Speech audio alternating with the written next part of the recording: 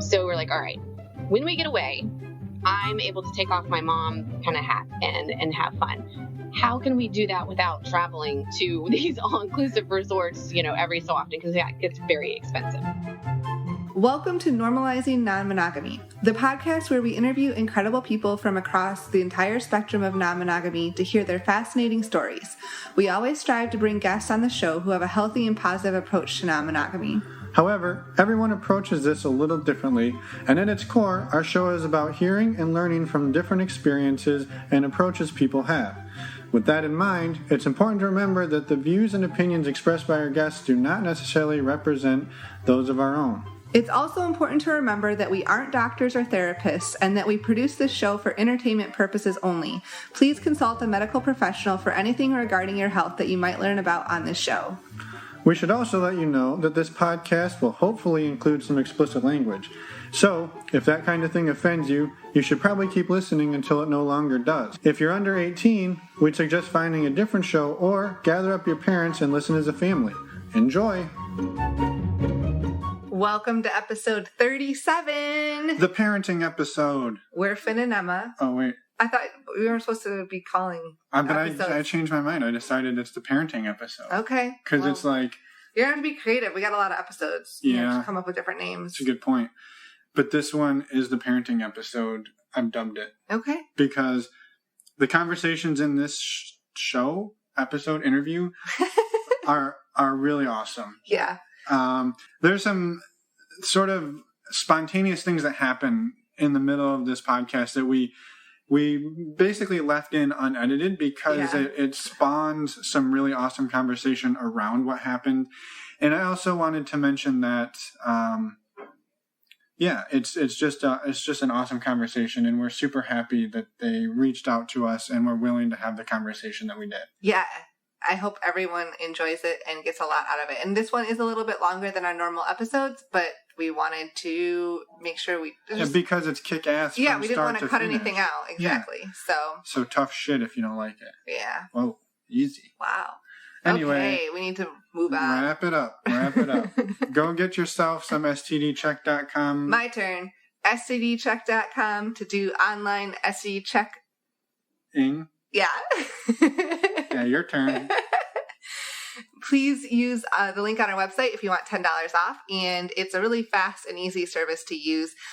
And then the other one we like to mention is the website Casty for online dating. You can get a free 30-day trial by using the link on our website, or if you leave us a review on any iTunes or podcast platform, you can get a free 90-day review. I'm sorry.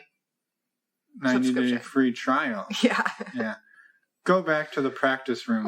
Oh. Okay, let's go to the interview. All right, bye-bye.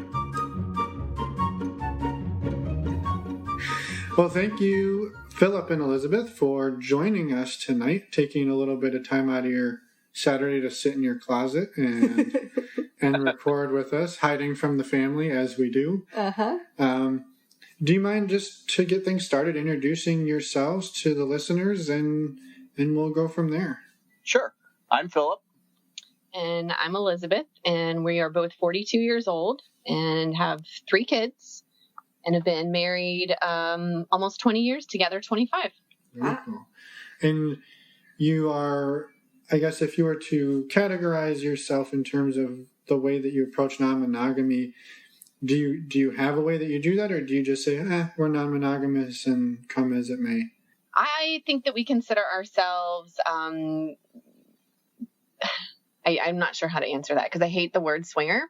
That probably most accurately describes it, but we are very, I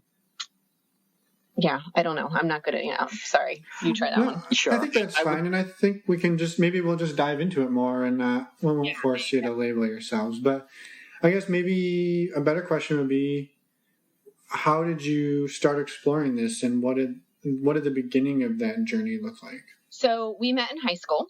We were high school sweethearts, and we went on to college together. When we got married, I had not been with anybody else previously. Phillip had one kind of high school, little romance thing. So he did have a little bit of experience, but not much.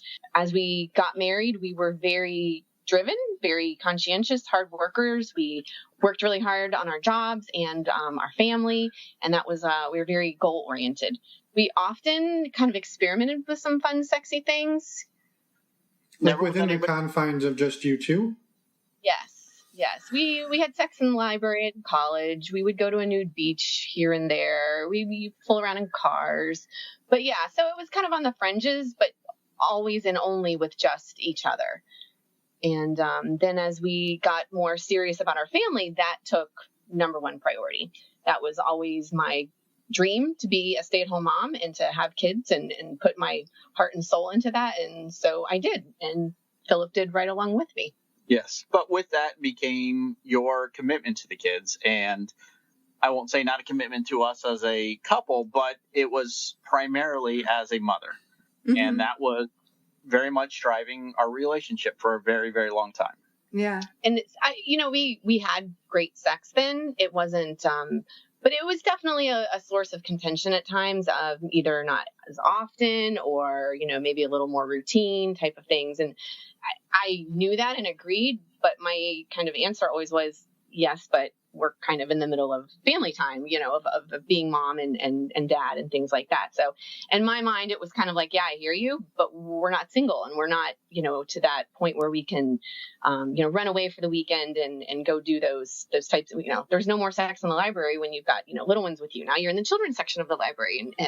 So it's just very different.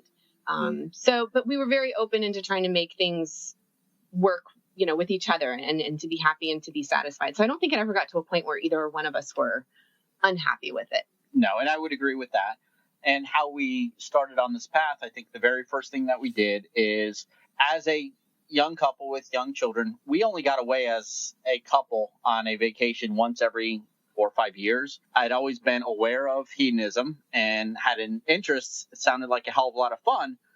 But I was always scared to go there and commit our one vacation every 5 years to this type of event. Yeah, not knowing what if it sucked? What if she hates it? This is the only time we have. We don't have a lot of money. Our focus is our life and our children. I don't want to ruin our once every 5 year vacation by going to a situation that was going to be very difficult. So one year we went to a vanilla resort that happened to be next door to Hedonism 3. Yeah, we went to Sandals in Jamaica.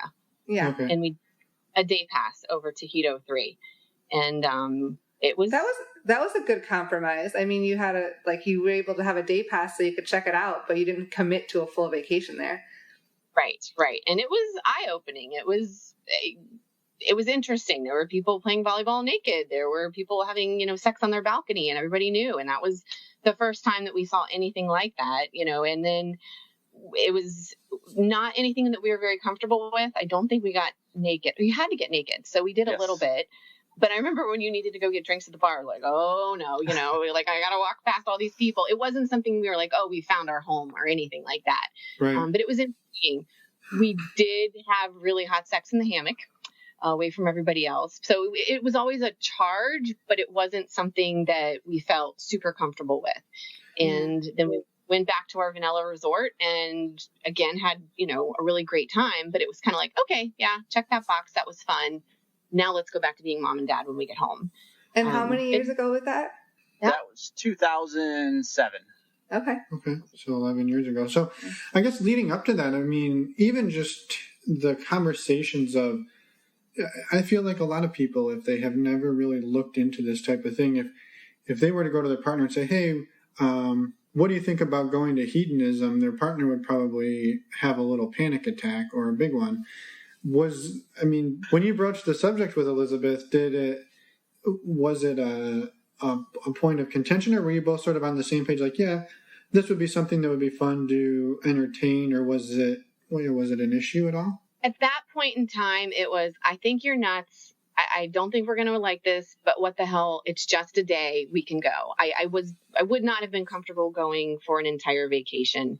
But like I said, there was a part of me that liked the, and I remember being younger and some of those little more risky, sexy things. And it was never about other people. It was always about us, being sexy together. And it was a relief to kind of, when we did get away, of wow, I love the kids, but this is a lot of fun. And we kind of rekindled and found that coupleness together of, just talking and drinking. And I don't even think we made a lot of friends on the vanilla resort. It was just nice to be together and have that connection again. So no, I wasn't worried or scared about going. I think I probably chatted with, and there was lots of beach chairs available. And of course, somebody came and sat right next to us, and he dropped his drawers and sat down. And he was like, well, hi there, guys. And I was like, oh my God, and I had a conversation with him, and it was fine. And I think Phillip just kind of looked the other way, like, what the hell are we doing? So no, it was good and it was fun. But like I said, I didn't feel the need to do any more. It was kind of for me, okay, that box was checked. Right. Where the original conversation was it around just going and being naked and being sexy together. There was no talk of like, what about introducing other people to our sex life? Absolutely not. No interest in that. No, I don't even think that was part of the discussion. And for me, I wanted it to be clear I had no interest in that. And if that's what he wanted, that was a whole nother set of conversations we needed to have, because that was totally off limits to me. And if that's why we were going, we needed to talk about that, because that was not okay with me. So I was all for us being together and being adults and having fun, but not other people. Sure. Yeah. So then fast forwarding from there, we came back to vanilla life, family life, did nothing else in the interim. Fast forward to, I think, 2013, which was our next vacation that we took as a couple. It was our 15th wedding anniversary. That's correct. And we went to, again, a vanilla resort in Costa Rica. All inclusive. It was a beautiful resort. We had a little private pool in the back. It was on a cliff, but it was very private. Secluded. So we could be naked. She could lay out topless. And it was a very sensual and sexy environment. We had an amazing time by ourselves. Just being together, being just a couple again in what was a very sensual environment. Didn't talk to anybody else. Matter of fact, the resort closed up at 9:00. Everybody was in bed and everybody was gone. But it was a great time, just the two of us. Yeah, we had a lot of sexy fun with each other on that trip. And that was kind of, and our kids were getting older, so it was easier to leave and kind of let loose and things. But yeah, so that was like, okay, that was fun. And then we came home, and so we're like, all right, when we get away, I'm able to take off my mom kind of hat and have fun. How can we do that without traveling to these all-inclusive resorts, every so often? Because it gets very expensive. What can we do? Waiting 5 years. Yes. So Phillip started figuring, looking around of, okay, where could we go to have some sexy fun that's not so far? And so he came up with the idea to visit Trapeze, which was a sex club about 3 hours from us in South Florida. And said, what if we went down there for New Year's Eve? And I was pretty hesitant because this was something totally new and different. It's like, look, we don't want other people involved in our sex life. Why would we go to a place where that's where you find people? Like, that's why everybody is there. That's not what we want to do.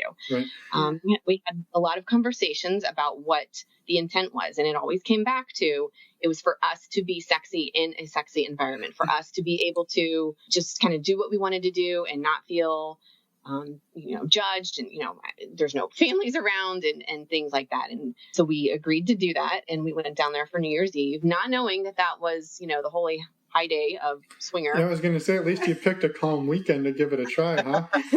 Jeez.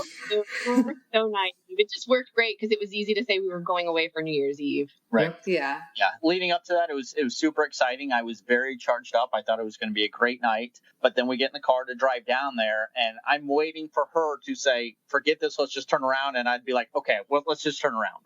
But neither of us did. Oh, it was the opposite. I'm like, we're doing this. Like, we're in the car. You've talked to me. We've gotten this far. We're going. Like, no backing down now. So, Phillip, you were a little nervous once you were actually going then. Yeah, I usually have big ideas, but I get very nervous. And if she would have wanted to pull the plug, I would have turned the car right around. And I'm the opposite. I have the anxiety building up. But once we're going, it's game on. No, we're not backing down now. So it's interesting, the dynamic there. Yeah. Yeah. So we actually make it to South Florida on New Year's Eve, and we go have dinner, nice time by ourselves. We show up to Trapeze, maybe 9, 10 o'clock, whatever it was. And to our surprise, there's a line out the door waiting to check people in. So naive. So we're waiting in this line to get into the club, and finally we get to the front of the line, and the bouncer's standing in front of us, and we are terrified, absolutely terrified. In my mind, no clue what's on the other side of that right? door. In my mind, we're gonna walk in, and all the swingers are gonna hold us down and have sex with us, and it's gonna be they this were just awful gonna thing. be naked and in an orgy, and it was just gonna, it was. Yeah, so we were terrified, needless to say. So we get up to the bouncer, and the bouncer looks at us both straight in the eyes and says, "Are you guys ready to party?" And we both look at each other like, they're going to have sex with us. What are we doing? Let's run. But we held it together, and we walked in the front door, and to our surprise, it was just a nightclub. And people were just there having fun and dancing, and nobody was having sex on the dinner table. You know, there was very few naked people, except for the one guy in the cowboy boots who was otherwise later. naked. Yeah, okay. No, it was a great evening. Anybody that's been knows just, everything that you thought it was going to be, and especially trapeze. We've been to quite a few clubs now and realized that was a great place to start as far as being nervous, because it's very high class. And especially on New Year's Eve, everybody was really putting their best foot forward. However, again, no intention to talk to anybody, meet anybody. Literally, if somebody made eye contact with me, I made us move to a different part of the bar. If I thought somebody was looking at us and wanted to speak to us and was going to approach us, nope, turn around and walk the other way. I had absolutely no interest, and I got really good at that "don't come talk to me" look on my face. So it was part of okay. Sorry, family text. No, no problem. Good. She was on a roll too. Well, that's our daughter saying, "I can hear everything you're saying from the pantry. I heard what you're talking about, then I left." We'll explain it. Yeah, she's not going to be super surprised. How old is she? 16. Yeah. And we'll talk about it, but we've kind of sort of come out to her. Is that your oldest? That is. Or your youngest? That's our oldest daughter. The oldest. Yeah, we have 16, Well, 10. Okay. Well, I heard that. That's funny. I'm so sorry. This shit happens all the time, trust me. This is partly why it's taking me years. Let me just make sure she's okay. I didn't even say anything bad yet. Yet. Go to bed before I get to the sexy part. Well, if you need to take a few minutes and call us back, that's fine too. We can. Yeah, let me just see what she answers. I can hear everything you're saying through the pantry. I can just see you being a teenager trying to hear your parents. I just tried to get some Oreos, and now my parents are at a sex club. Okay, so right around this point, Elizabeth stepped out to go talk to her daughter. We were chatting with Phillip for a little bit, and then the audio kind of went to shit. And so when we cut back in here, it's basically we had called them back, and she was wrapping up her conversation, and we are going to just continue the interview as if nothing happened. Yeah. And don't worry, it's going to be a little while before we circle back and you get to hear more about what just happened. We're not just going to leave you hanging with like, holy shit, what just happened? And then we never talk about it. So and me laughing a lot. It's coming. Yeah. It's sorry. It's coming. So just bear with us. We get back to the awesome conversation. Okay. Still there? Yeah. Okay, she'll be back in just a second.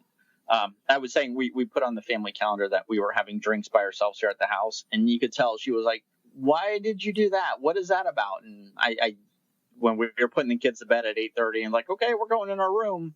I don't think it's an accident she was hearing. Right. She wants to know what's going on. Yeah.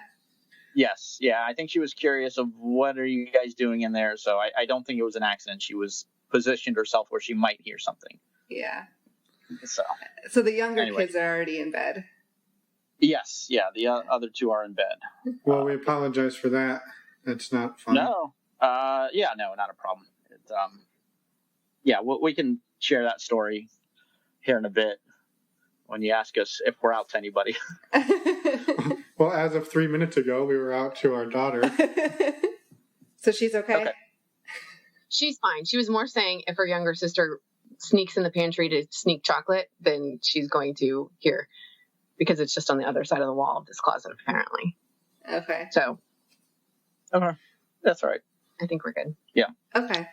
All right. Well, so you were talking about trapeze, and I find it fascinating that you didn't even like want to talk to anybody. And I understand not wanting anybody else in your relationship to join your relationship, but not to talk to anyone. I feel like that's, even at a nightclub, a lot of people expect us to go and chat. And what was your feelings about that? Like going into that, what were your thoughts, the purpose of not talking to anybody else? To protect ourselves. I always viewed anything relating to other people being involved in our sex life as extremely dangerous.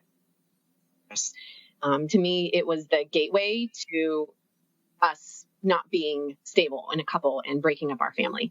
So Okay. I didn't see any reason to ever even introduced it. I have lots of vanilla friends. I'm totally fulfilled in that area of life of having friends, not to be rude, but there was no need to add something that could potentially be very dangerous to our life. I think that makes sense. I mean, and I'm sure a lot of people can relate to that too. I mean, you said that your focus was the family, and I'm sure that's the focus for many, many people. So it makes a lot of sense. Yeah. I almost equate it to kind of like cocaine when someone's like, oh, it's so great, you got to try it. It's like, yeah, no, like that could ruin my life. Why would I introduce something that could literally ruin my life and everything I hold precious? I don't feel that way now, but that was how I felt then. And I felt that strongly about it. So yeah, it was to preserve and protect something that was so precious to me. Right. Yeah, for sure. And so leaving there, I mean, obviously. Well, did you end up talking to anybody that night, or I'm assuming no? Yeah. Oh, no, we didn't talk to anybody. We stayed throughout. I mean, we probably stayed till 1. We did go to the back room. We fooled around with each other. I mean, we had a fabulous, fun, sexy night. And I left thinking, oh my God, that was amazing. That was so fun. Box checked, done, pack it away. Let's move on back to whatever we were doing. Where are we going to go on vacation next with our kids? Like, it was, to me, that was great, but I'm done. And for me, that was the best night of my life. When can we do it again? Yeah. So, yeah, that's kind of, and that was it was New Year's Eve, December 31st, 2013. So 2014 was a pretty rough year for us, honestly, because that's where we kind of got to the point where we were kind of wanting different things. I mean, we wanted to be a couple and be together, but he wanted to do that more often. And I remember us having conversations of, well, how many times a year would you want to go to be happy? Like what would I have to agree to make this okay for you?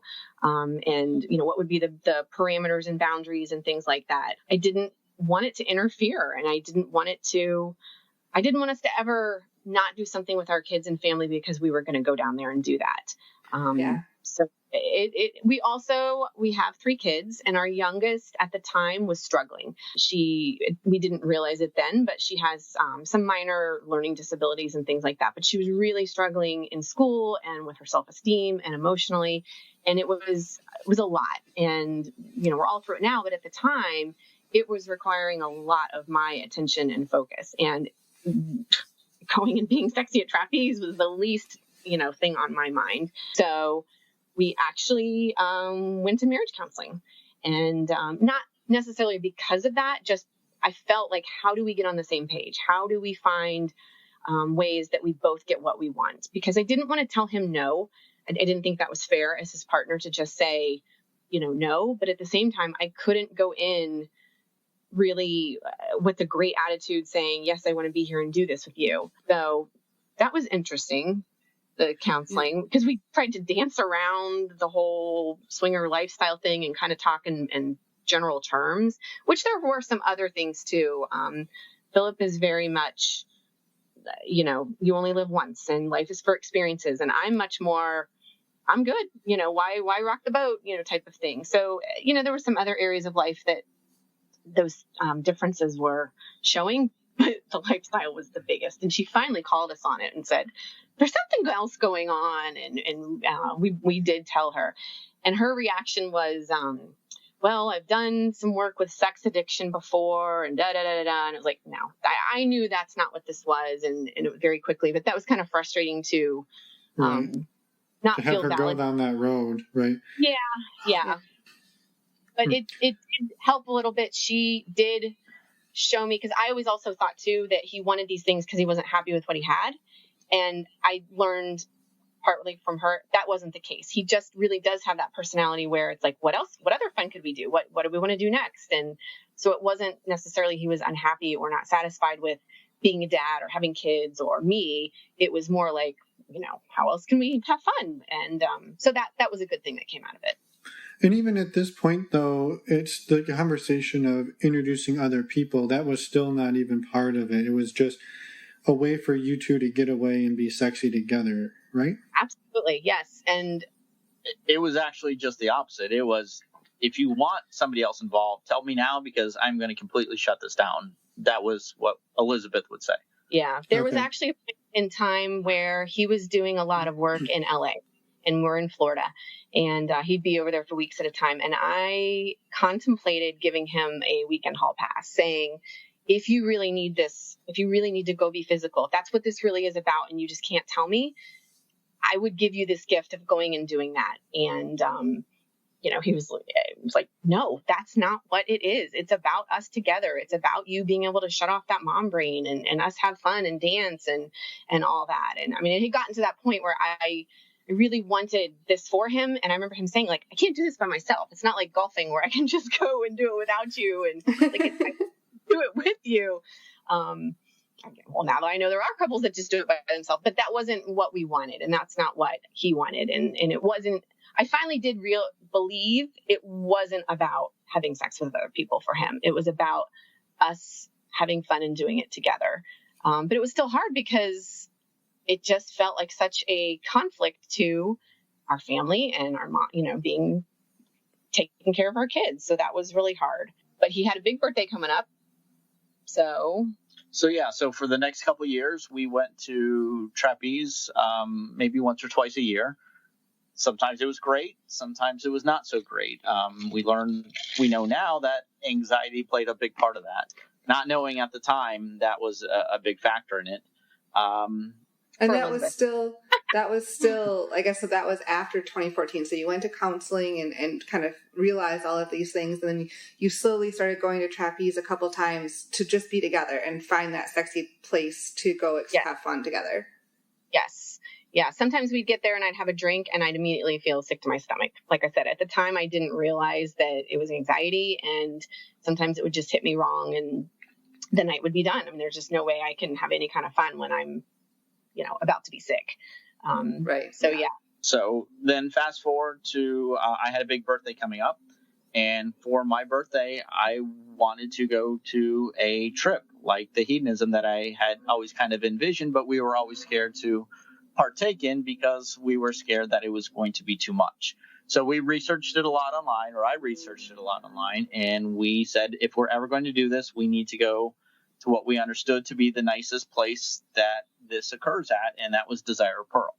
So we booked a random, I think 3 nights or 4 nights in Desire Pearl, and we went, just the 2 of us. And this was like 2 years ago? I'm trying to follow the timeline. 2015. Okay, so 3, yeah. Yeah, and it was kind of for our anniversary / his 40th birthday. Yes, so we went, and summarily, the trip was almost a disaster. Oh no! I think we're one of the few people that after our first Desire trip, it was kind of like, what in the world was that? What did we just do? We know now why it was that way.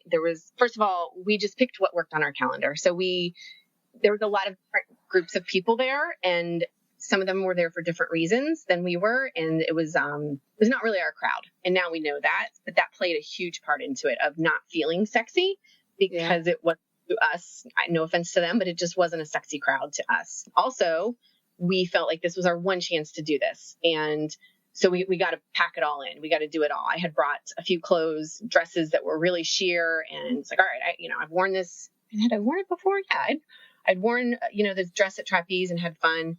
Maybe not. I don't know. Anyway, it doesn't matter. I wore it there and felt so uncomfortable, so insecure. I kept drinking and got very, very sick. And a day and a half was ruined. I couldn't leave our room for a long time. And Phillip was frustrated. We'd spent all this money. It's supposed to have fun. We have fun at trapeze. Why can't we have that fun here? It's just not ever going to work. I'm frustrated that he's not a little more understanding. It was just a disaster. We did actually talk to our first lifestyle people there. Met a really nice couple who seemed super friendly. I don't know. I think I was sick and you were at the pool by yourself, poor thing. And you finally chatted with somebody. And then when I came out, you're like, all right, I swear to God, these people are super nice. They're not going to bite. So yeah, that was the good thing is we finally talked to somebody. And going into that trip, were you still in the mindset of this is for us, we're going to be in our space, or had you started to discuss the possibility of introducing other people? Oh no, I didn't want to talk to anybody. There was nobody that was going to be involved in what we were doing. And like I said, even to the point of being friendly, there were two couples there that I don't know how to describe it. There was energy between us, but I don't think we did talk because I remember we exchanged names, but I think they were just as new and as scared as we were. And no, we never had dinner with anybody. And again, nobody approached us. I've got a really good long history of having this don't touch me look on my face or my resting bitch face. So I didn't realize I was giving that off, but I wanted to give that off. I didn't want anybody to come and talk to us and approach us. I didn't want to have to tell somebody, no, I don't want to have sex with you. That would have been so uncomfortable and awful for me. But we did talk to that really nice couple and they kind of gave us like some of the super basics. Also around this time, I started listening to podcasts. And one of the first ones I listened to was A Curious Couple. And I was really touched, and I know it sounds a little silly, but empowered by A. It was the first time that I thought of this whole realm as something that I could get something from, not just a way for Phillip to be happy. Mm-hmm. And it kind of flipped a switch for me of, I never thought of it that way because I didn't have any interest. I didn't have any interest in other guys. I didn't have any interest in being sexy with ladies. Like I said, I have a lot of vanilla friends. My life is very full. I didn't have a need, but hearing her talk about having some of her fantasies fulfilled, I had no fantasies, but like, wow, she wasn't just doing it for her partner. She was doing it for herself. And I found that very empowering. And it made me start to wonder and think, maybe there's something I could get from this. Maybe I'm looking at it wrong, thinking it's just this gift I'm giving him, or it's just us together. And I just have to endure some of the uncomfortableness of other people around us so that we can have fun. So that was kind of a turning point for me, is to hear her perspective. So we left Desire and we did a lot of talking about what went wrong. And we realized we put a lot of pressure on ourselves. We realized that the group we went with was not our cup of tea. I think for Elizabeth, too, a big part of it is she was always afraid to take the first step because she was afraid of the last step. She never wanted to talk to somebody and give them any inclination that she was interested in anything related to the lifestyle, because she didn't want to at some point have to tell them, no, I'm not interested in having sex with you.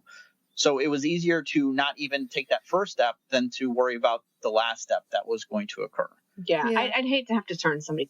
That's not fun for me. So like I said, I'd just rather avoid it altogether. So we regrouped and we decided to try Temptation because we still enjoyed vacationing together. We liked a little bit of the sexy element. So we're like, all right, well, Temptation is not as much pressure, that, it's got a little bit if we want. And I think at that point we had actually reached out on the forum and talked to a few people before, very minor. And of course, when we got in person, we're like, oh, they're nothing like what we thought. So that didn't really pan out. But you had already started, you said, listening to podcasts too. So you were already learning a lot more about this at this point.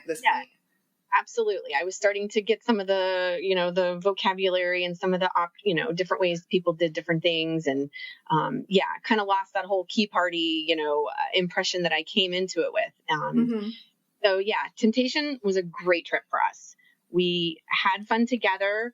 We met a really great couple and just had dinner with them and danced, and they were more new than we were, and they were going to go on a day pass to Desire. So we felt like, oh yeah, we can share this with you. We had fabulous sex in the foam party, just the two of us. And it was just a really good trip. And we came off of that like, okay, we can figure out what works for us. And from there, Phillip said, hey, I think you should listen to this other podcast. Like, I found one that they're just a regular couple. They have 6 kids. They are very family focused.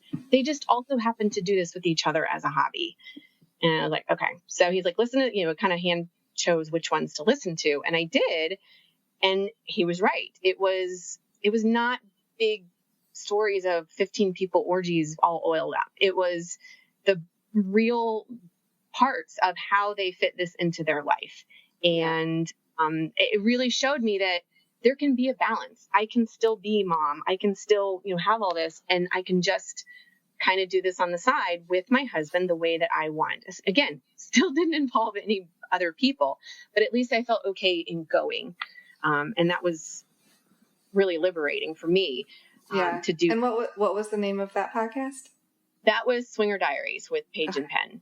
And so that one was kind of like, oh, here's another way that this is done. And that fit a lot better for me. Yeah. And that was more just to give yourself the permission to go and be in that environment. Still at this point, no desire to be with other people. I know I sound like a broken record. Yeah. I'm just trying to make sure. She's saying that too, so yeah. No, and that's one of the biggest reasons we wanted to do this with you guys is to share our story, because we never came into it with that. I mean, if anything, I fought it tooth and nail because I truly didn't want it and I saw it as a threat.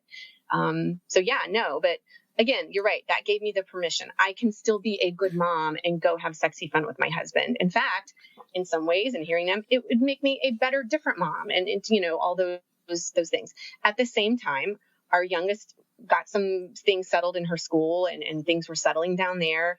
I think financially we had a little bit more disposable income to be able to take some of the trips. Our kids were getting a little older. So we booked another desire trip and said, let's try it again. And we went to RM this time. Yep. And we had a great time. We had a really good time. We were social, not with the interest of talking to anybody for lifestyle purposes, but just purely being social. Sitting down and talking to somebody who just happens to be next to us.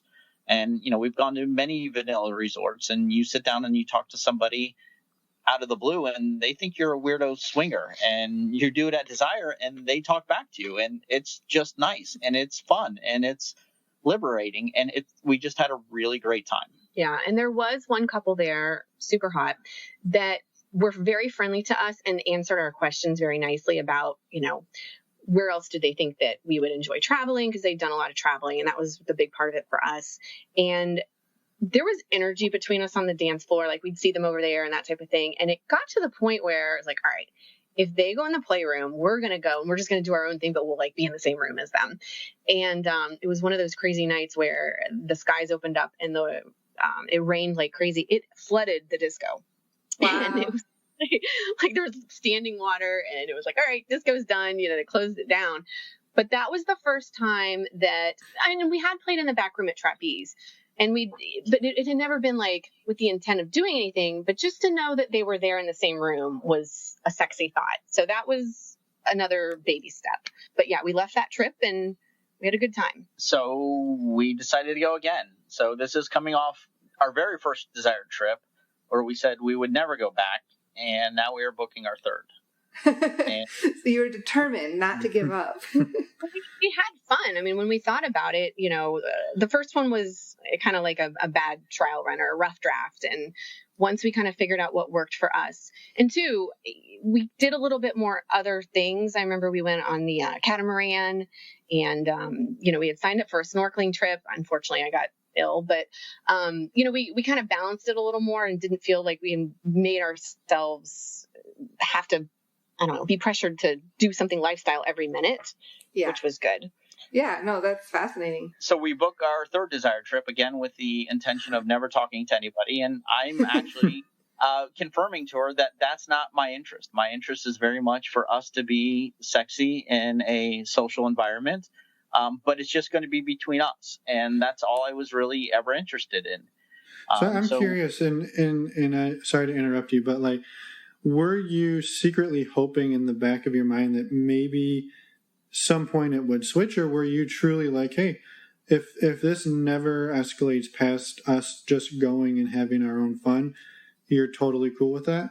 For me, yes, I was very cool with that. It was something just amazing about being sexy in the same room with somebody with my wife. I didn't need to have sex with anybody. It wasn't about having sex with anybody else.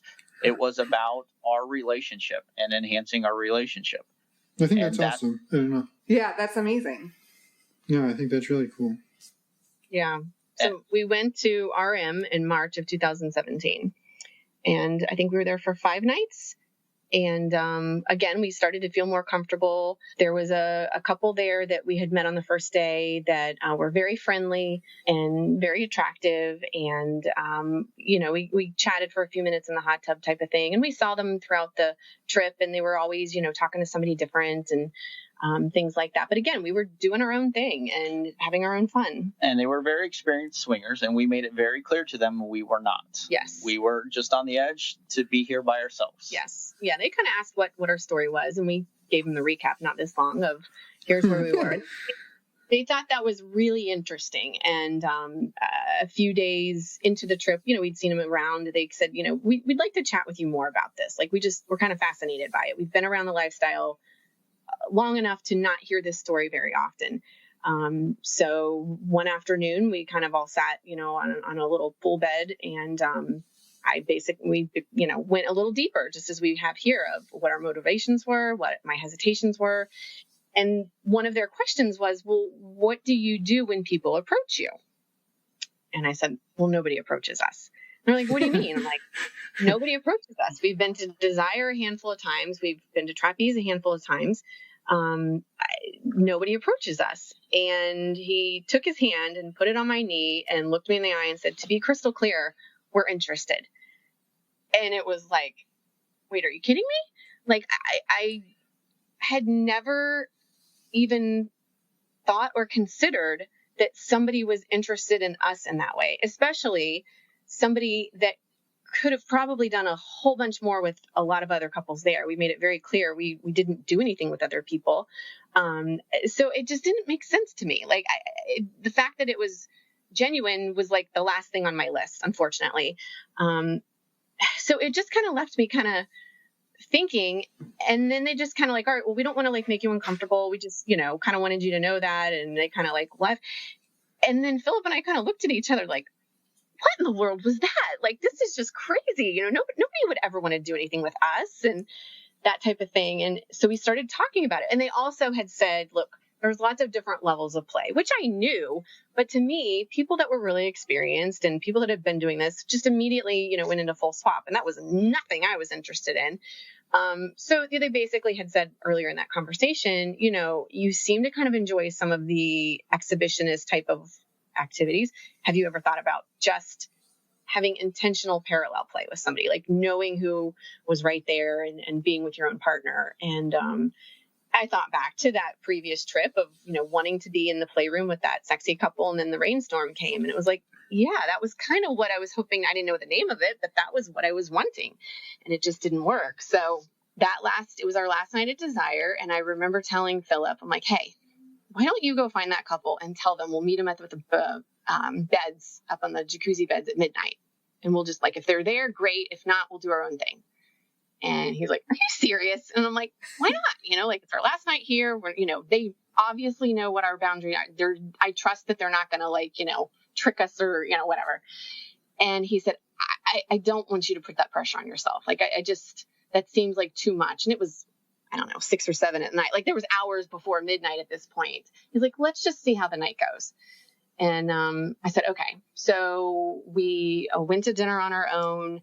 We saw them later on that evening, and we just kind of missed each other. And we ended up going to the pool beds ourselves and kind of looked for them, couldn't find them, and then searched for them and couldn't find them. And we flew home the next day. And it was like, I'm sitting in the airport waiting for our flight. And I was like, oh my gosh, I'm really disappointed that didn't happen. What the hell? This is shocking to me.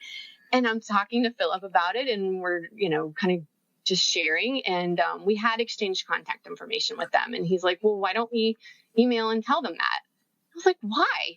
Like, it's done. It's gone.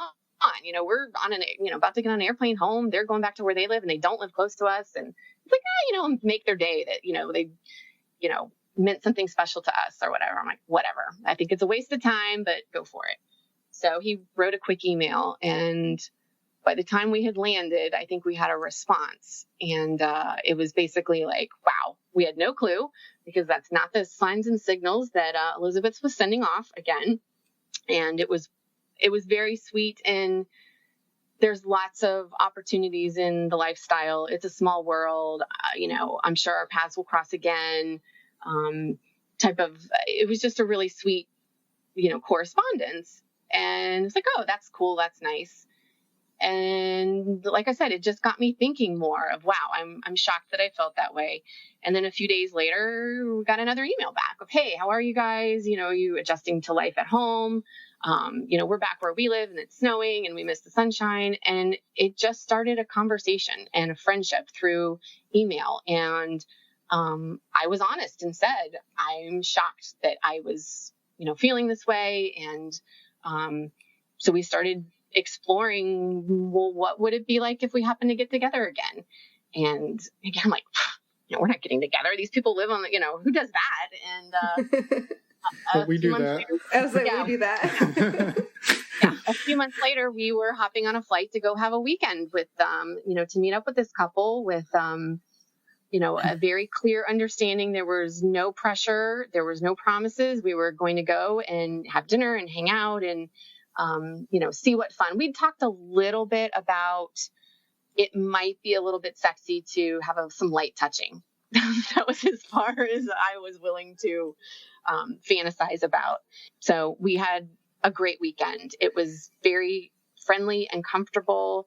We did not do very much physically, but it was fun and exciting. And sorry to interrupt you, and Phillip, during this whole time, were you surprised by this, I'm assuming, and how were you feeling about it? Were you also excited about it? I was more excited that my wife was excited. This is, somebody who made it very clear that we were never going to be involved with anybody. And if that was where my interest lied, that we need to stop doing everything. So for this incident or encounter to have caused this in her was mind-blowing for me. Yeah. So we had a lot of conversations after that. And it was like, well, what if we did this? Well, what if we, kiss this other couple? What if we did these other things with this other couple? But we won't ever go, that far. But what if we did this little bit? And it really invigorated us. It also, we had some very honest conversations. I felt like that desire trip opened the door for me to even consider. I had always just said no, because it was too scary. Not that I wanted it and wasn't being honest. It just, I didn't even know my real thoughts and feelings because it was cocaine. It was too dangerous to even consider. And I'm a very responsible, conscientious, conservative person. So no, I didn't even honestly ask myself those questions. And I was able to ask Phillip, would this be okay with, would, really have some genuine, real deep conversations. And that other couple had really encouraged that in us of you got to communicate some more and talk. And they were kind of checking in with us too of where we were with that. So that was really good. But I finally got to the point where I realized we define our marriage. We are the ones that decide who takes out the trash, who cooks dinner. We can also decide what we do with our bodies with other people and what we invite and involve into our bedroom. And it really became liberating to take full ownership of we're only, responsible to each other. That this idea of being monogamous or, what this society's definition is, doesn't have to be ours. And it doesn't have to be right or wrong or good or bad. It has to be what we want. And it finally just kind of clicked. And I didn't know what that was, but I wasn't scared to find out. And that was a really good feeling. Yeah, I think it's really interesting, too, that it took almost a decade of exploring it. And what ultimately kind of pushed you over the edge was meeting other people and talking to people that were doing it and showed you how respectful and conscientious and just enjoyable the experience could be without trying to trick you guys or pressure you into something you weren't ready for, and that was something that kind of opened you up to be like, oh, well, we could be like that, and we could do this and do it in a way that is good for our marriage and isn't scary. Definitely. And they were very much a couple, very much in love. And this was just something they did on the side. It wasn't trying to fix their marriage. It wasn't about them trying to have sex with other people.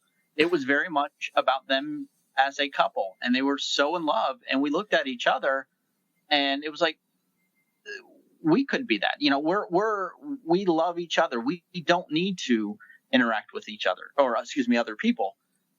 But it's kind of fun to talk about. Yeah, and it was okay if it didn't take away from that. It just enhanced it.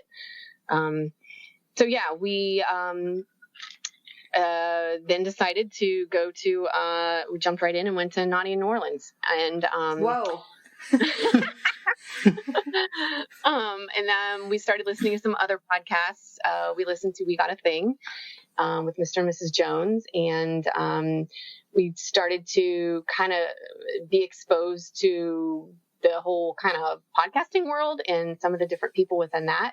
And so Naughty was fun. We went in thinking, again, it's a trip that we're going on. If we happen to have fun with some people while we're there, great. If not, we had some good dinners and a few nights away from home.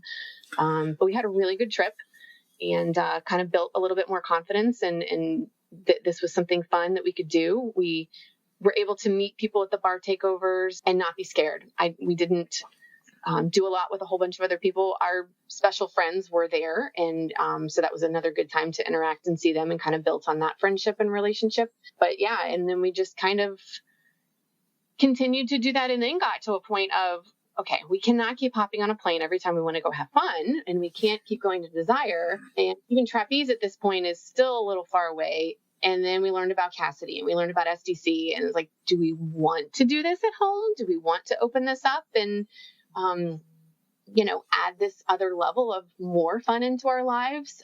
So we slowly did, and we did not have a lot of success there. We kind of learned that it's just a little bit harder. I think Desire kind of helped bring some like-minded people together, and some of the local stuff was just a bigger population to draw from. So I think our chances of finding people like us were a little lower. Right. And I think too, we were looking to recreate that relationship with the couple we met at Desire earlier.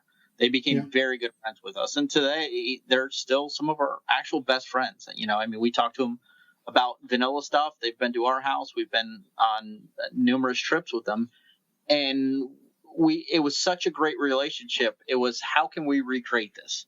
You know, this is our first relationship. Yeah, we didn't know at the time that was so rare and unique, and they kept telling us, but it didn't make any sense to us because we didn't have other lifestyle friendships to compare it to. Right. Which in a way was also it became a slight problem or issue because I thought the way that they enjoy it was the way everybody did. And that became my model. And I put too much, emphasis. Like, I didn't realize that was just their way. Like, it didn't have to be the way we did. And luckily, as we got to know other couples and we talked more, it's like, oh, well, these people do it this way. And, so in the beginning, I kind of was like taking their model as what we had to do or should do as far as like frequency of how often. And they're in a very different situation than us. Their kids are grown. And, so it was like, I don't want it. I can't do it that often, or I don't even have the desire to go out that much and things. So kind of had to balance that with realizing, and they weren't trying to say it was their way. We didn't know that. Yeah, well, that's the only model you saw that was a working model, right? Right. So, yeah. So I'm going to ask my question again. So at this point, you were still, were you were now to the point where you were like, okay, we could be interested in some interaction with another couple on a physical level, or were you still just like, we want the sexy friends that we can talk about stuff with? I think that I was interested in interacting, but I have to say, we'd go to clubs, we'd do things and I'd look around the room and I wouldn't feel that connection that I felt with our special couple with anybody else. And it was like, no, I'll take Phillip like in a heartbeat because he's my favorite and it's the best. And it was just one of those, like, I wasn't willing to do something that was just kind of going to be okay with somebody just to have an experience. So, but we were having a lot of fun with the special couple. Yes. We were definitely moving from very light touching to soft swap interactions, and we were having a lot of fun with that. Yeah, and even though like as you saw them over time, like each trip got a little more. Yes, and we were probably seeing them every 6 to 8 weeks. Wow. Yeah, maybe once a month. Yeah.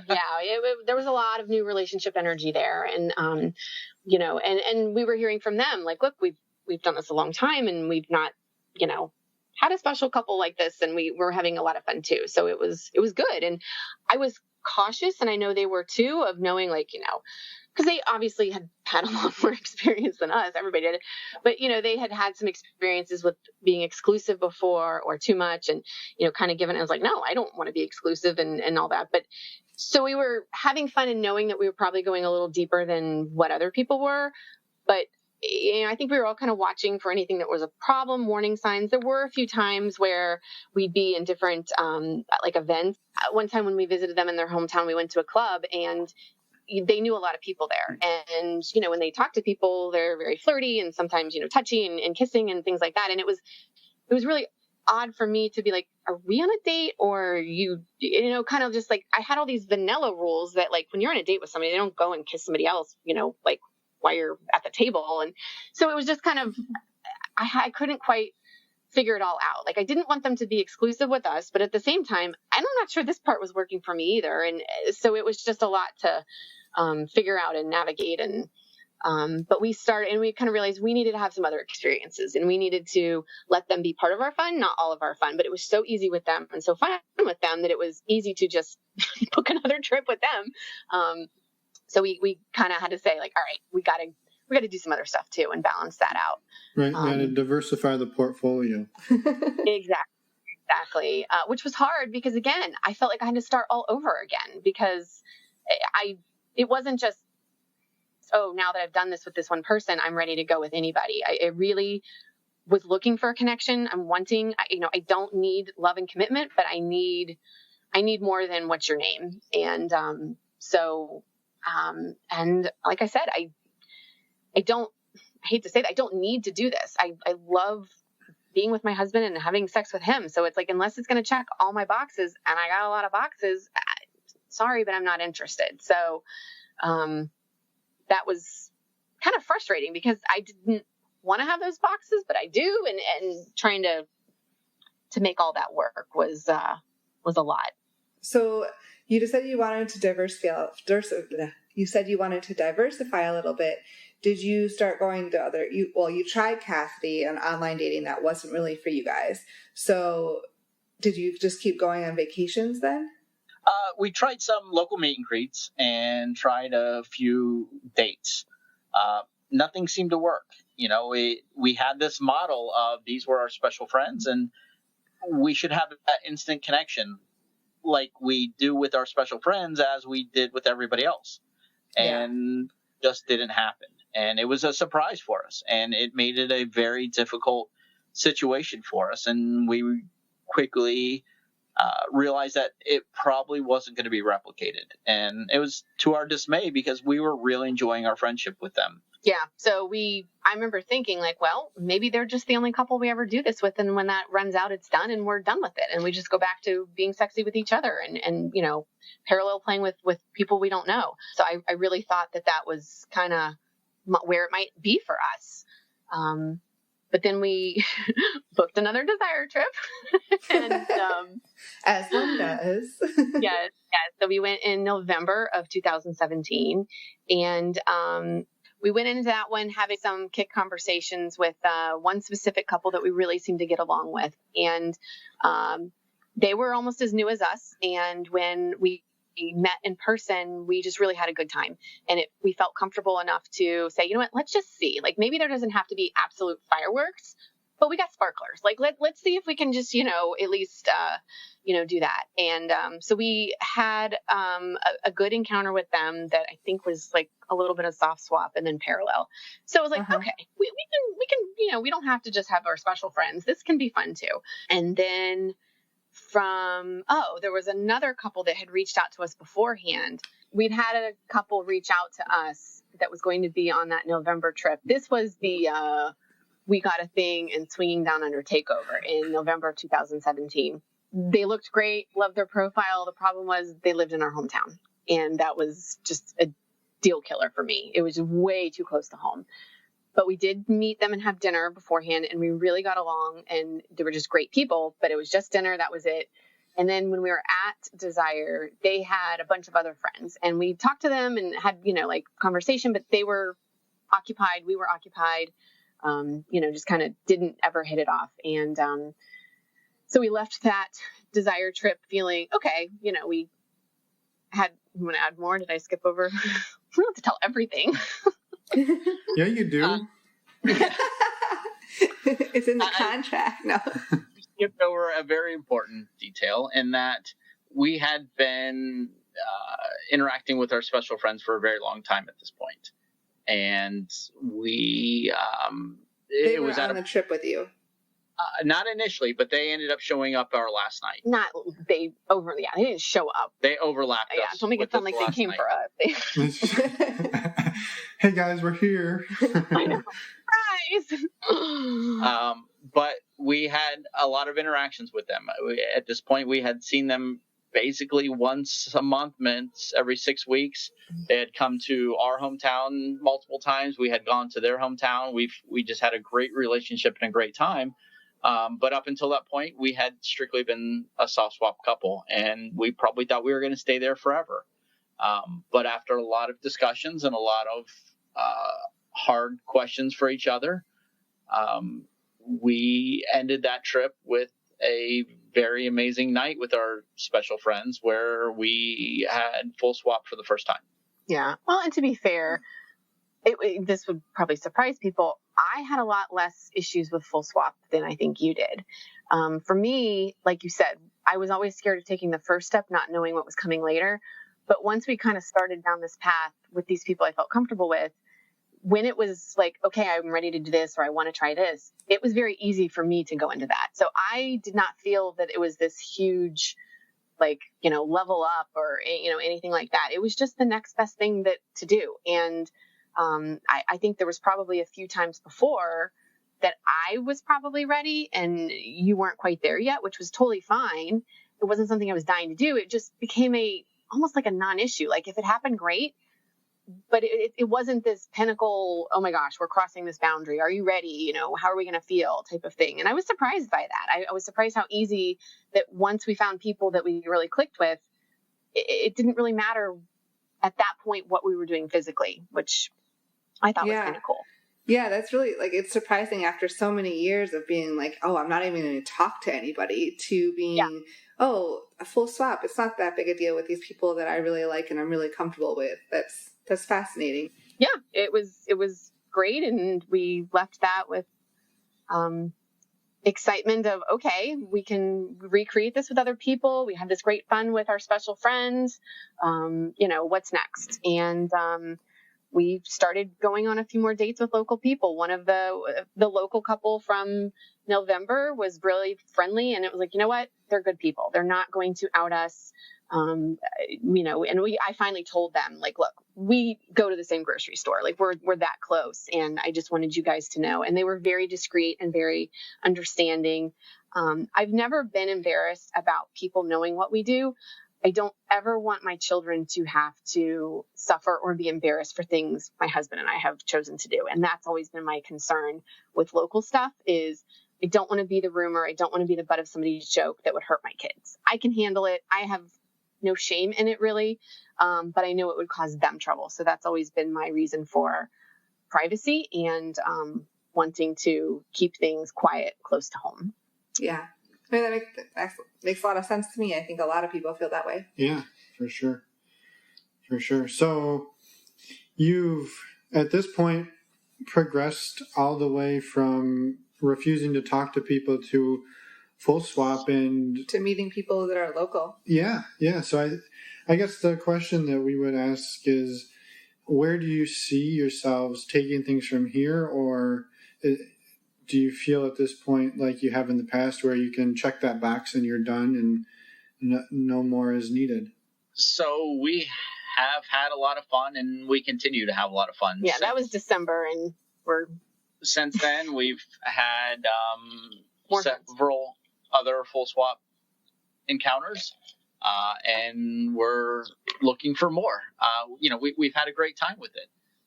We very much believe this adds to our relationship. It doesn't in any way take away from it. It's not something that we have to do, but when the situation is right, it's a lot of fun, and it really enhances the relationship.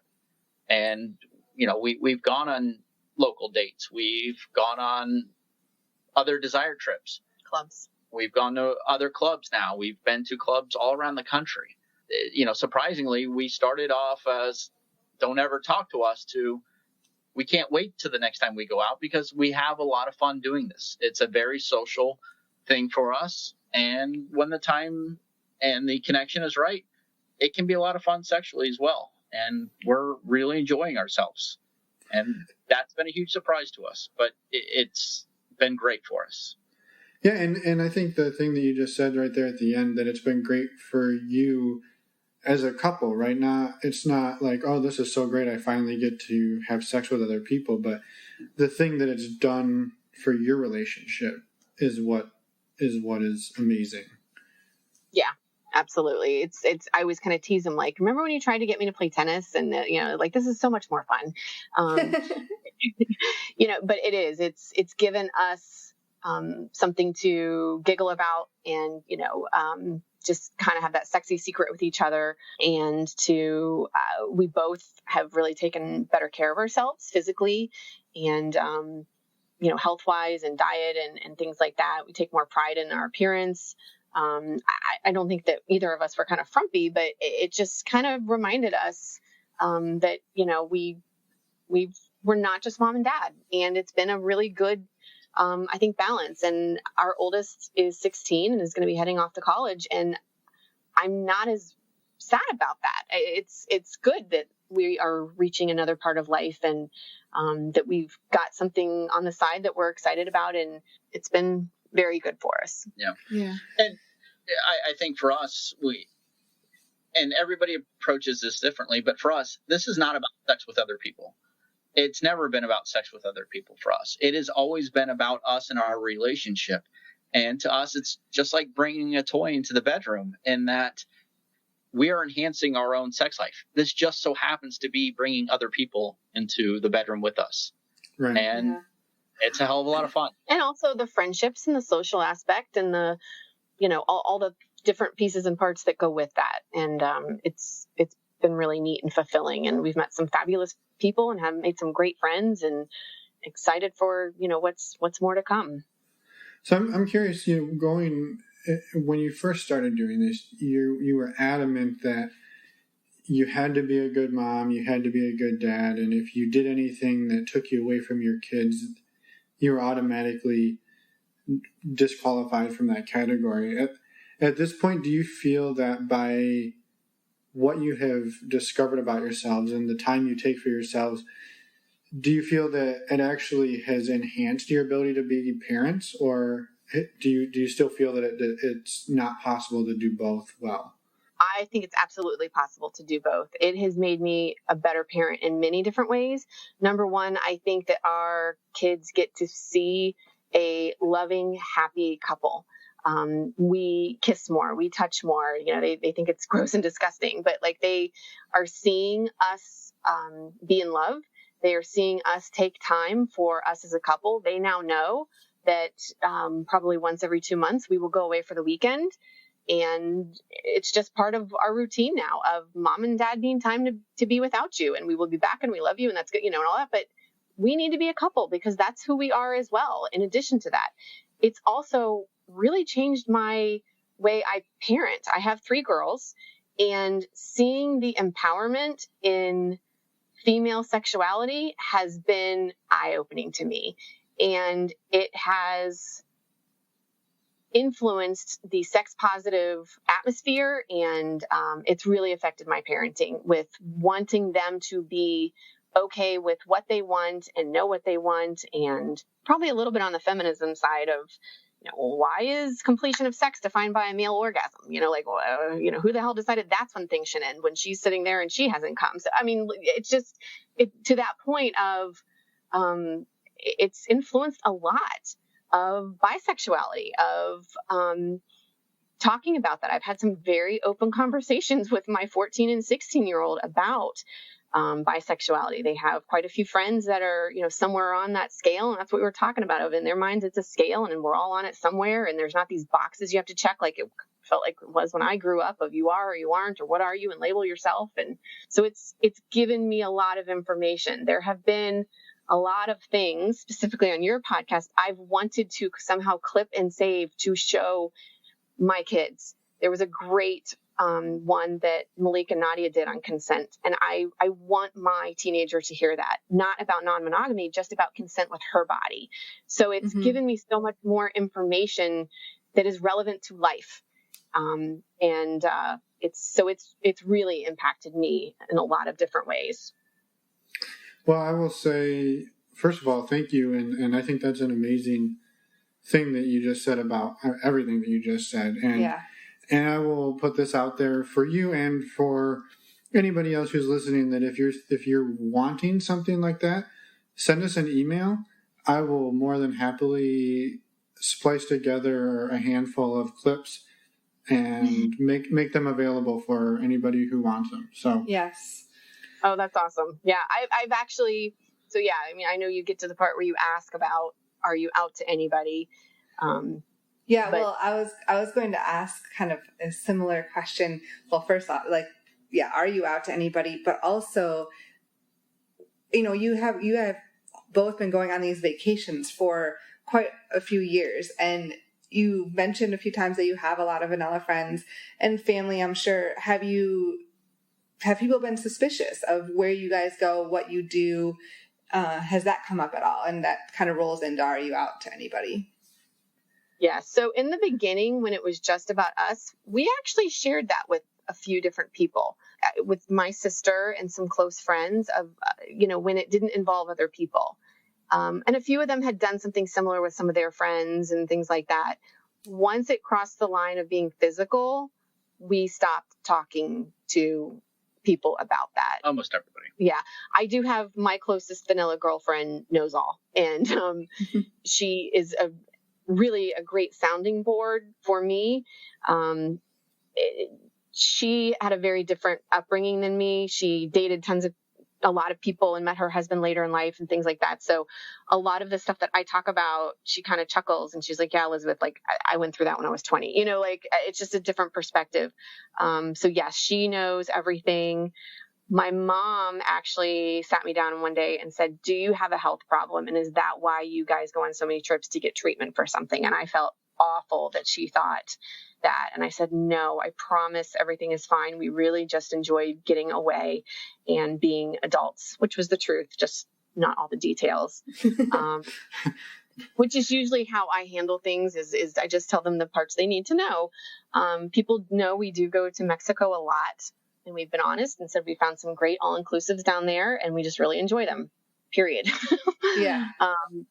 But our 16-year-old is a very perceptive person.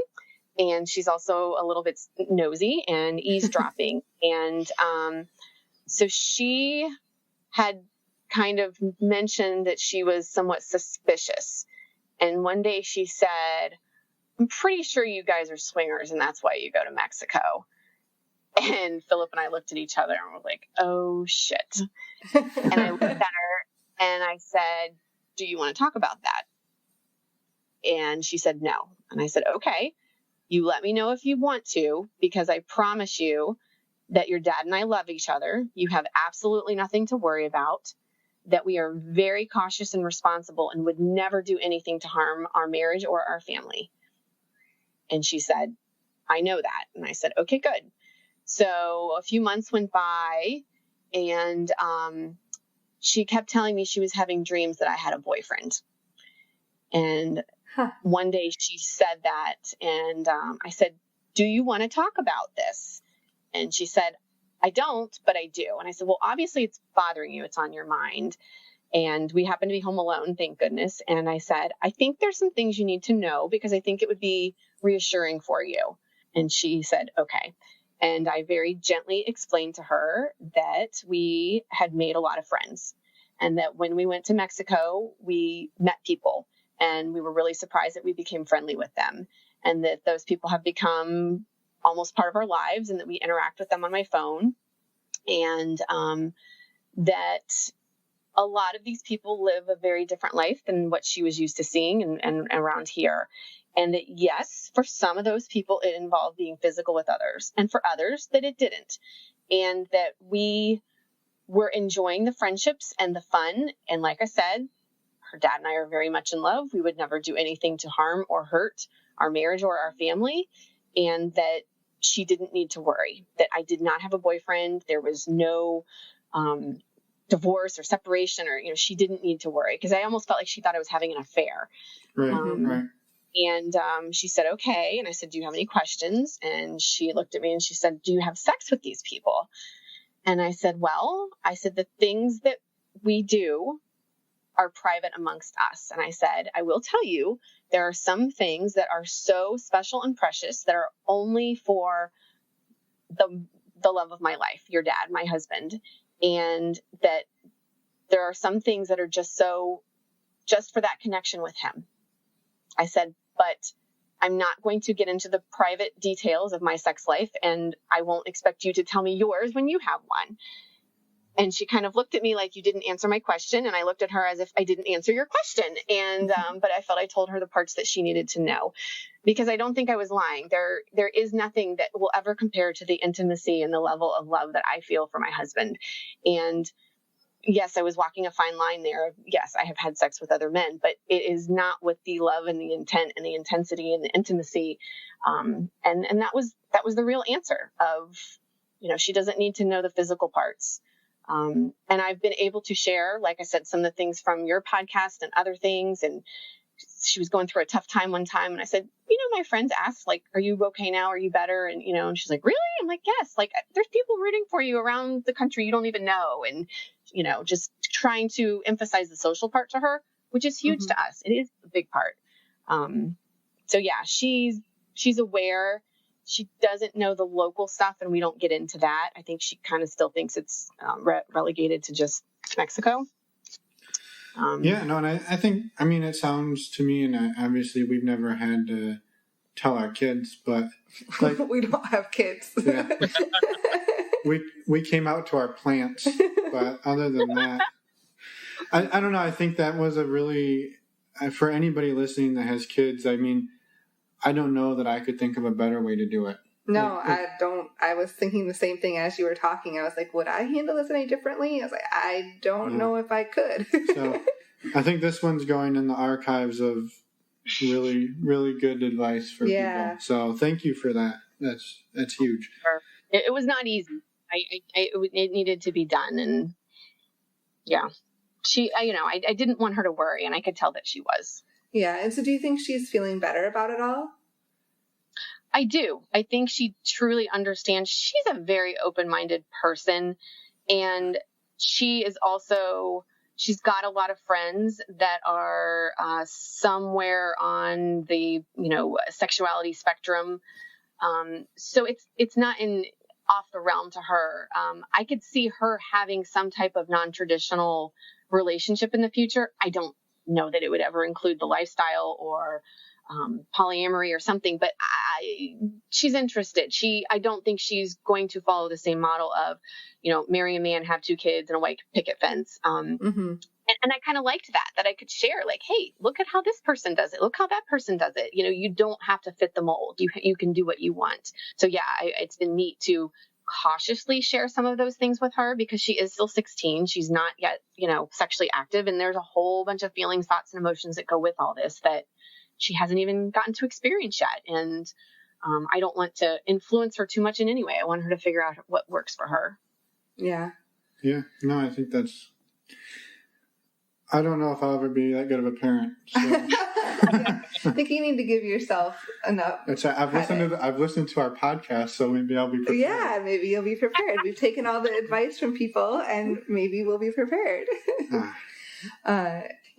Something we were talking about before we started recording, and you mentioned that there was a reason you guys chose the names Elizabeth and Phillip, and I wanted to give you the opportunity to explain that because you said you wanted to. So for us, we feel like the lifestyle is almost a secret second life for us. For us. Just for us. We don't share it with anybody else, except for the very select few people who Elizabeth happens to share it with. But it's fun and it's exciting, and it's just completely different than the perception of us in the vanilla world. There was a show on AMC or FX called The Americans, and it was about a American couple who were secretly Russian spies. We're not Russian spies. That'd be a lot cooler than being swingers. But you can be both. That's right. There you go. That sounds a lot more fun. But we somewhat related to them in that they had this very secret life that the rest of in their vanilla world did not know about. And it seems to have a lot of the same themes to us. And for that reason, we chose their names, Phillip and Elizabeth, the characters from that show, as our pseudonyms for this interview. Perfect. Cool. Well, we won't tell anybody it's not your real names. First thing we wanted to thank you both for your time. And I know this interview didn't necessarily follow our traditional path, and I think we're starting to scrap our traditional path. And we're growing and learning as we interview different people. However, it was an amazing interview, but I want to ask one of my favorite questions because I love this question. So do I. I know what you're going to ask. We need from each of you your number one blooper from anything lifestyle related, whether it happened to you or because of you. Go. Number one, does throwing up count? Because I've done that multiple times. I think that counts. Yeah. Well, I think you have to tell us, and then we'll determine whether or not it counts. Yeah. So, very first play experience, super nervous. Had eaten something at dinner that I probably shouldn't have. Didn't know all the rules about, what to eat, not eat to eat.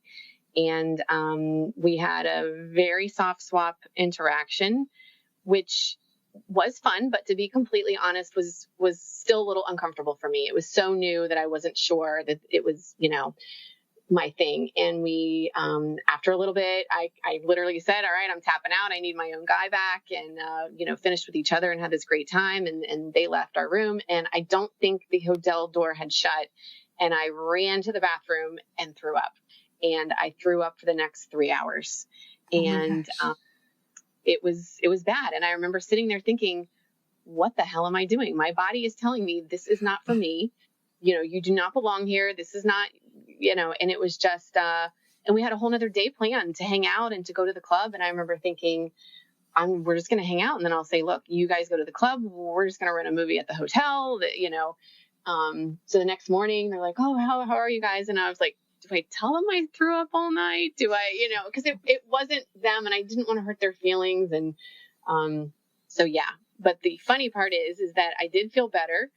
We had a great day hanging out. We walked around their town and got ice cream and just learned about each other. And when it was time to go to the club, I remember Phillip saying, like, we don't have to go. We don't have to go. And I'm like, I know, but I feel good and I want to go. And a few hours later, we were naked in a playroom in a sixsome. And that was a really big turnaround from the night before of feeling so uncomfortable and throwing up. So, yeah, I rallied. I'm a good rallier. Nice. I rally. Well, and that's why you don't eat a bloomin' onion from Outback just before an orgy. Yeah, no, mine was Gargonzola covered steak, which is amazing, but not that night. No. No. With a side of roasted garlic cloves. Yeah. All right, Phillip, we didn't forget. Sure. So mine would probably be our first desire trip. Just the amount of pressure that we had on each other, and knowing now what we know, it was just entirely too much pressure, to the point where Elizabeth couldn't swallow. Oh, I forgot about that. Couldn't eat, my throat couldn't closed. drink for basically 3 days. Yeah. We thought it was just her getting sick. It turns out it was the amount of pressure that we put on each other, to the point where I was checking for flights home. And Wow. we are about to, in 2 months from now, we will be on our 6th desire trip. So it was a lesson, and that you need to take it as things come and enjoy the experience and not have expectations. Yeah. Well, and both of your bloopers really show the power of your body to telling you that something's not right, and and realizing that anxiety and stress can cause a lot of physical reactions. And I think that there's something to be learned about that. And sometimes you need to listen to what your body's telling you. Well, and that was a big deal for me, because I kept saying, does this mean it's not for me? And I had people saying, this is not for you. And that kind of made me mad, because what I realized is I just hadn't gotten to the point where it was okay with me, and it wasn't the right situation. I was going into it trying to make it something that wasn't mine. And that's what I had to do differently. And that's what I've really learned a lot in this past year is I can't use the model that somebody else did. I can't go into it and flirt the way somebody else does. I have to do it the way it works for me. And that's what makes it okay. And when I put the focus back on Phillip and me of what we want to do and what's fun for us, I have a fabulous time. And then honestly, everything just flows. Then a couple all of a sudden next to us is chatting with us, and this happened to us. We met them. 3 hours later, we're naked full swapping with them. It's not about, it's not for me. It's that I can't go into it trying to do it the way that anybody else does.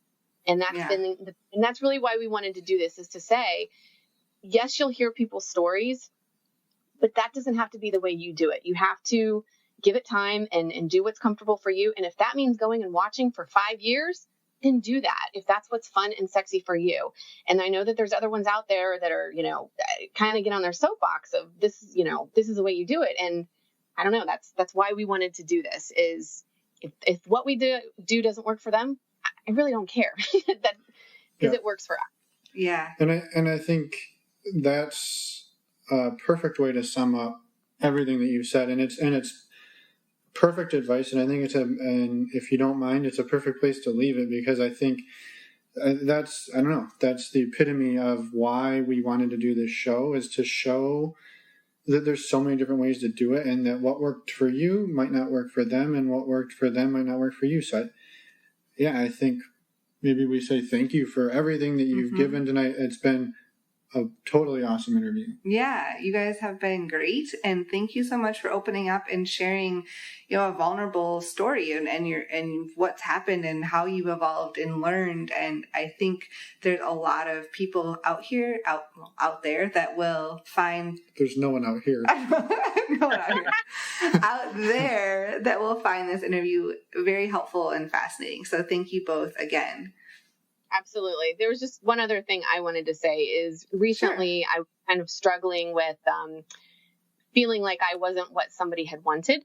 And it finally kind of occurred to me that everybody is in the lifestyle for a different reason. For some people, it's to have sex with other people. For other people, it's the social aspect. For others, it's something fun and exciting once their kids are flown and grown. And I realized that because everybody's in it for a different reason, there's no possible way that I can be that right person for everybody. For some, it's a fetish of, I want to be with a redhead. I'm not a redhead. There's no way I can possibly fit the box for that person. And that's okay. I can't take it personally that it's about me. And it's okay that I can meet people and they not be the one that I want to be with, because I'm in it for my own reasons. And even though this is a really nice guy, or he's super cute or whatever, it's okay that it's the way you don't all work and fit for each other. And I don't know, I just kind of had that epiphany a few weeks ago of it's helped me not worry about turning people down or being turned down. It was a lot more there's no possible way that I could possibly be what everybody wants, and they can't be that for me. Right. And the other part is we just wanted people to know that sometimes the things you hear, people explain or recap, are their best version of it. And while they're certainly fun and exciting, we've been in some of those experiences and might have a different way to describe it or explain it, if that makes sense. So don't be intimidated by other people's stories. They are their stories, and not that they're, not factual, but it, like I said, you can make it your own. Yeah.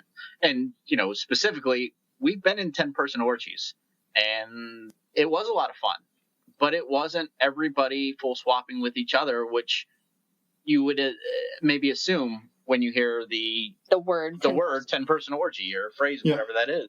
Right. And it was, we interacted with who worked for us. So don't be intimidated by those stories. Yeah, no, exactly what you said.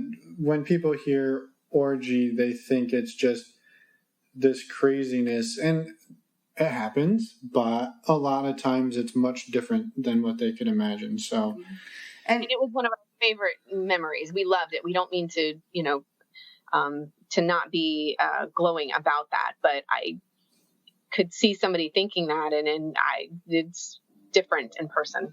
Yeah, definitely. And just to make comment on your point about not being the right person for everybody, I think that is a really key point of advice that takes every person a different amount of time, I think, to come to terms with that in any relationship, because it's not just the swinging or non-monogamous relationships with other people, but even in your primary relationship, or however you define what your relationship style is, you're never going to be everything to that other person. Like, I am a taller person, so I am never, if Finn really wants to have sex with a tiny woman, that's not going to be me. And right.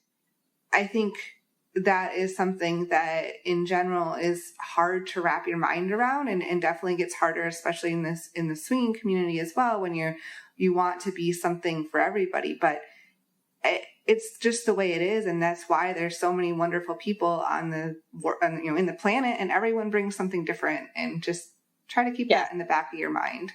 Absolutely. And it's okay for me to say no to somebody for those reasons too. Like I said, I started out with a lot of guilt of, I don't want to hurt their feelings. I don't, I'm not doing it to hurt their feelings. I'm doing it because of the reasons I'm in it. They don't match, and that's okay. But we can still be friends. Yeah, exactly. Yeah. We have some great pants on lifestyle friends. They're some of our favorite people that, it's just a lot of fun. Yeah, no, we have a lot of those as well. So. Yeah. It's perfect. Well, thank you both again. And is there anything else that we may have missed that you wanted to mention? I think the only other thing is, if you do go to Desire, we highly recommend going with the intention of going with either a group or people or not just picking a date on your calendar we did. We won't do that again.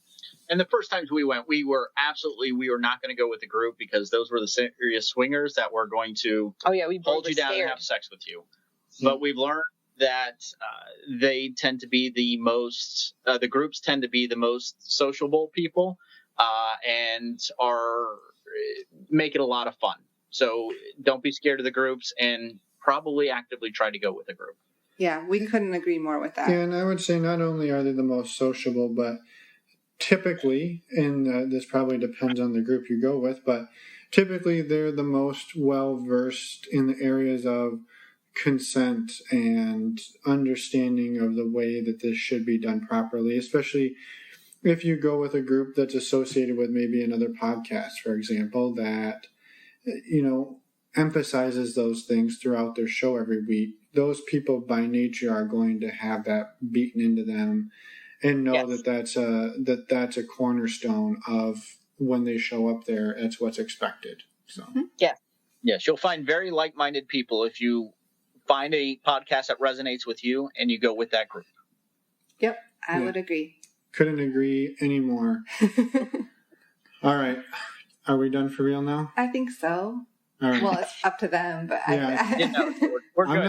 I'm not gonna try and end this because every time I try, I get vetoed. Well, but everything you bring up is such good advice that I don't want to. I'm not arguing. I'm not arguing with that. So, well, all right. We're good. Okay. Perfect. Wonderful. Perfect. Thanks again, and definitely stay in touch. And have a wonderful evening. All right, you too. Thank you. Okay. Bye. Bye. Bye. Welcome back. Yeah, Welcome us back to you. that was a fun time, huh?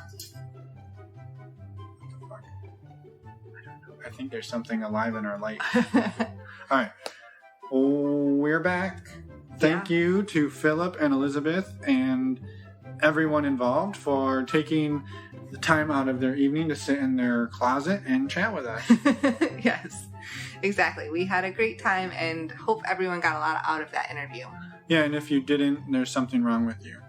Wow. Yeah, no, I'm just going to say it right out front. So next week, what do we have? We have an interview Obviously. with Crystal. Yay.